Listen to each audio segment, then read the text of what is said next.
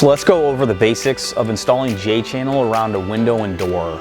We're using our Vesta J-Channel right now, and everybody will have your own method on how you like to do it, but the basic concept is always top over bottom, getting water away from the windows or doors. So the bottom piece, we're going to take 3/4 of an inch off each side, so that'll allow the side J-Channel to wrap over it and get the water over top of that.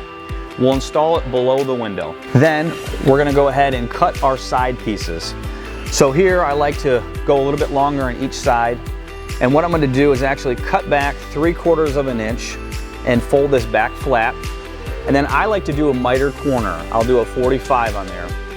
What you simply do is you're going to put this into the bottom J-Channel. It slides right over top. It has water going over top of this J-Channel and will flow off and get away from the corner of the window, which can be the most vulnerable part. We're going to do that with each side. I cut my 45, I do my little lip so the water can't backtrack into the bottom J-Channel, and simply install that on each end. Again, top over bottom. Then when I get to our top, I've already cut my 3/4 of an inch off the back of each J-Channel on the top.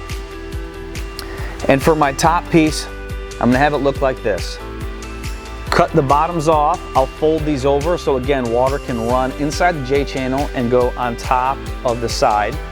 And then I'll 45 each end as well, so I'm gonna 45 these tops. What you do is you'll put it right in place.